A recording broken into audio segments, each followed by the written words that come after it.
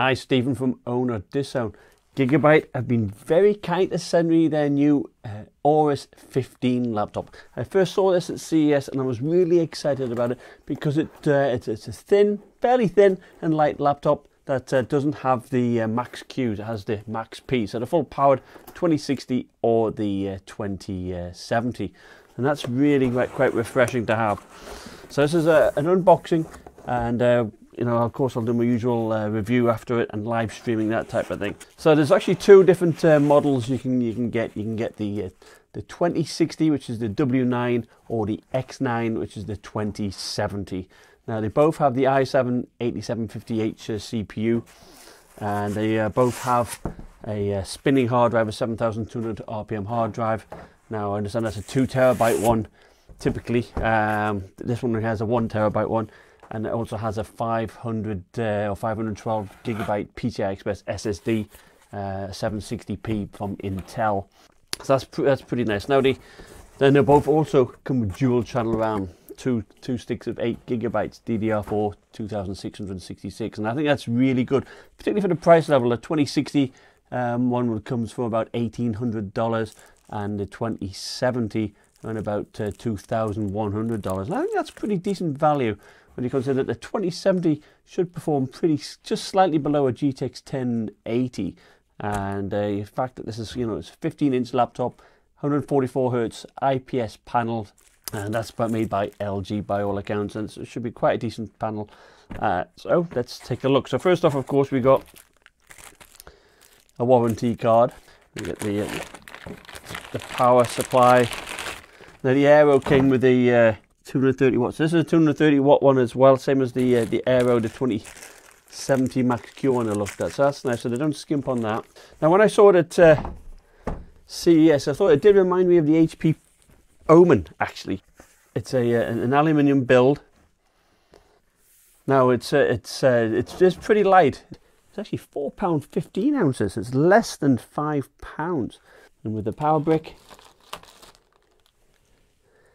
£6.14. Now, one thing you'll notice, at first glance, it looks like it's going to be a central hinge, but it's not. It's actually two hinges here, but with it being so central, really, there's a little bit of flex there, but it is actually 2 hinges. Now, you do have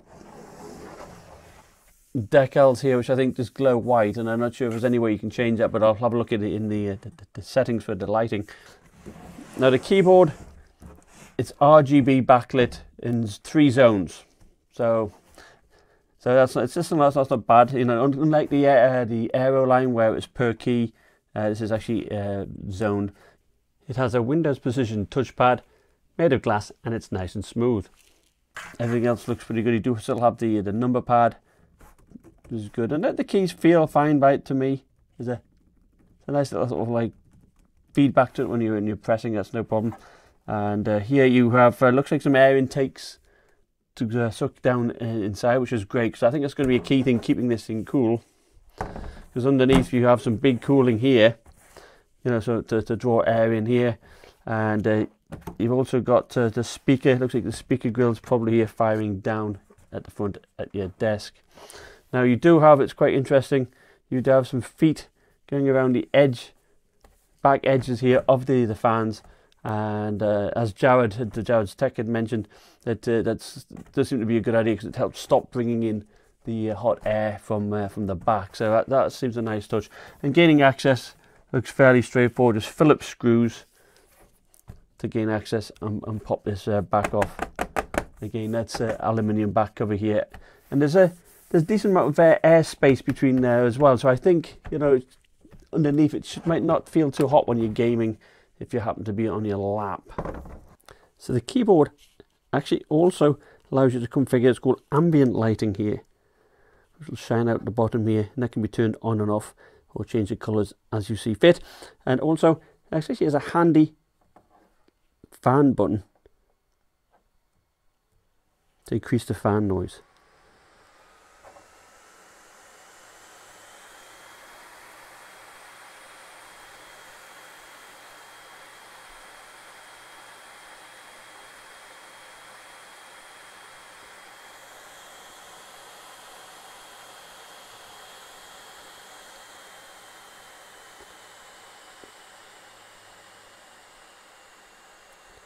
So it does go pretty loud on max fan, and press it again, gets down to automatic fan again.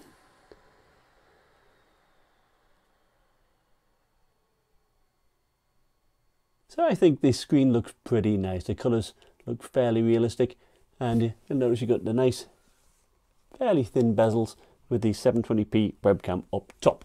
And comparing it to my Razer Blade 15 2018 Advanced Edition, there's actually not that much difference in size, to be honest. You know, I'm particularly impressed. And this has got a full 2070 in there. Very good. And here's the thickness compared to the Razer 15 Advanced Edition. Sure, it's a little bit thicker, but it's not vastly different, to be fair.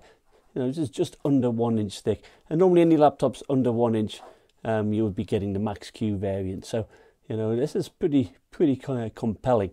Plus, also, it's very easy to maintain, open up, and do work on this, and upgrade the storage. Now, this has a lot of storage compared to a lot of these thin and light ones. So, on the left-hand side, you can see we've got a nice heatsink here to draw air out here.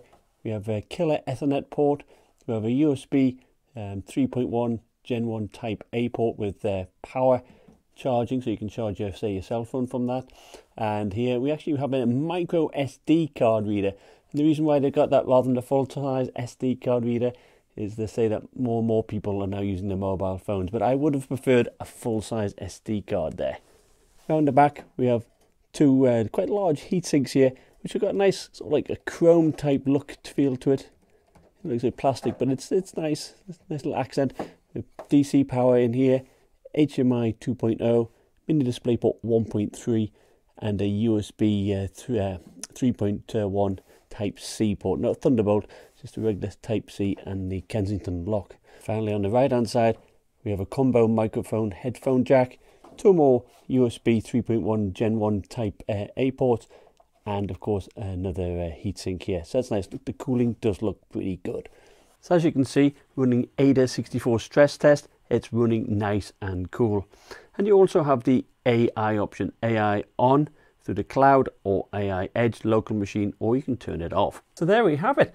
I like what I see. I must admit, I like that cooling. I was very impressed with the AIDA64 quick test there. So I'm looking forward to all my gaming tests, and I'll certainly put this through its paces. And I think its closest competitor would be, you know, on the 2070 level, would be something like the MSI GE63 Raider. It's about a similar type of price, but that is a little bit thicker and heavier. This is, for my weight, under the £5 mark. It's small, it's compact. It certainly seems to run cool with the max fans. And I'm looking forward to testing it. AI, I will be certainly testing that, and so stay tuned for my full review. Put down in the comments below what you'd like me to test in particular. And again, thanks for watching. Bye.